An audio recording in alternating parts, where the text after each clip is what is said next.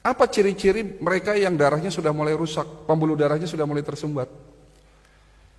Ya kaki gampang kesemutan, gampang baal, kebas-kebas, kalau di kepala yo sering migrain, leher kenceng, tubuh lemah, kalau terjadi sumbatan di jantung akan nyeri dada, sesak dan seterusnya.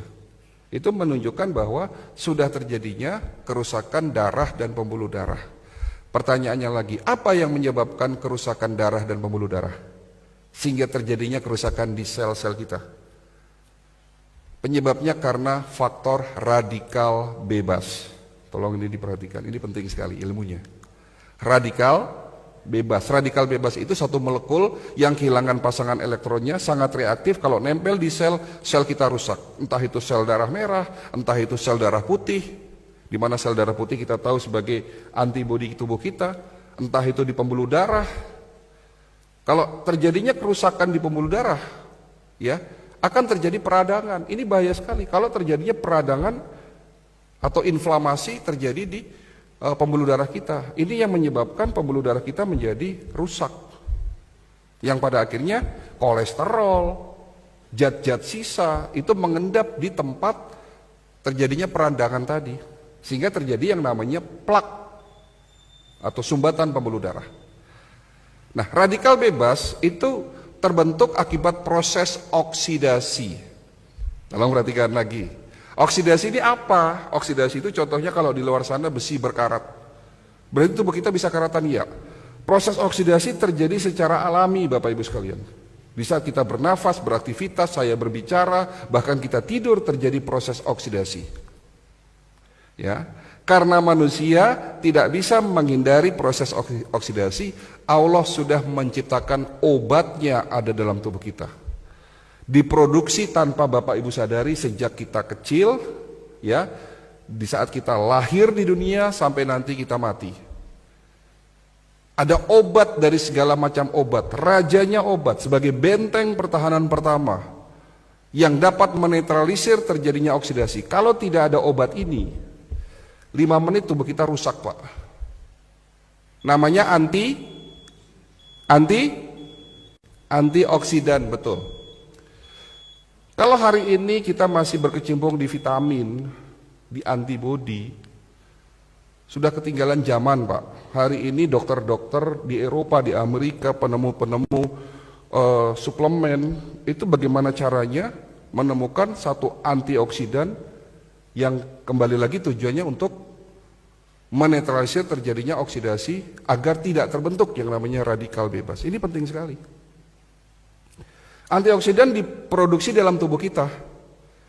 Ada 2, glutathione dan superoksid dismutase. Glutathione itu rajanya antioksidan. Ya. Dan SOD, panglimanya. Ada raja yang memimpin negara, ada panglimanya. Atau perdana menteri lah. Jadi yang menjaga tubuh kita itu sesungguhnya bukan antibodi. Antibodi itu benteng pertahanan kedua, Pak. Benteng pertahanan pertama namanya antioksidan, glutathione dan superoksid dismutase. Namun setelah usia Bapak 40 tahun, produksi antioksidan, glutathione dan SOD menurun. Makanya itulah yang disebut tua. Menurunnya produksi antioksidan.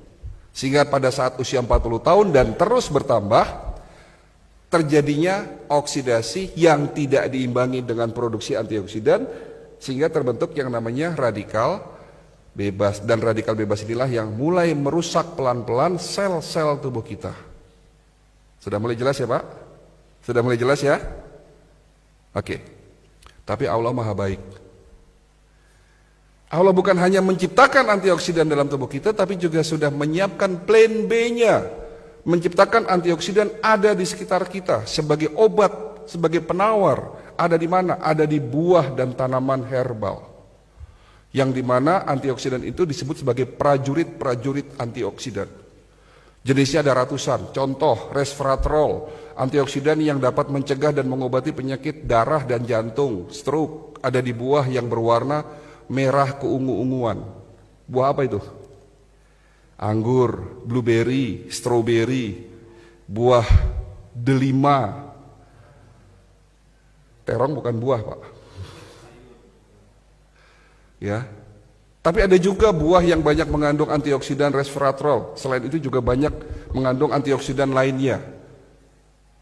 Tapi mungkin buah ini dianggap sebelah mata oleh kita.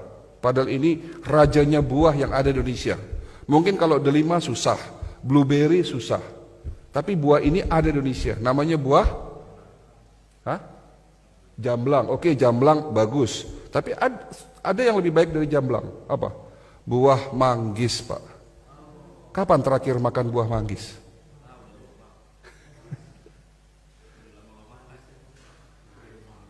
Antioksidan namanya lycopene. Dapat mencegah penyakit prostat. Bapak-bapak yang sudah mulai susah kencing nih. Kencingnya tidak tuntas, netes lama. Kemungkinan sakitnya prostat. Dapat dicegah, diobati oleh lycopene. Ada di mana? Buah tomat dan semangka. Tomat dan semangka, makan tomat dan semangka tiap hari. Antioksidan namanya bromelin, dapat mencegah penyakit kanker, tumor payudara. Ada di mana? Buah nanas. Bilang sama ibunya di rumah kalau pengen tidak kena penyakit kanker payudara, makan nanas tiap hari. Dan nanas juga dapat mencegah penyakit osteoporosis karena mengandung kalsium yang sangat tinggi. Untuk mencegah penyakit Alzheimer atau pikun, makan buah alpukat. Untuk mencegah penyakit batu empedu, makan buah apel, dan semua buah mengandung prajurit-prajurit antioksidan. Siapa di antara Bapak Ibu yang setiap hari makan minimal 3 jenis buah-buahan? Siapa di antara Bapak Ibu yang dalam waktu 1 minggu tidak makan goreng-gorengan? Siapa di antara Bapak Ibu yang di rumahnya tidak punya mie instan? Yang di rumahnya tidak punya mie instan 7 tangan? Dan siapa di antara Bapak Ibu yang sudah meninggalkan gula pasir? Inilah jawaban kenapa masyarakat kita banyak yang sakit. Sementara Allah sudah memberikan berkah luar biasa kepada bangsa kita.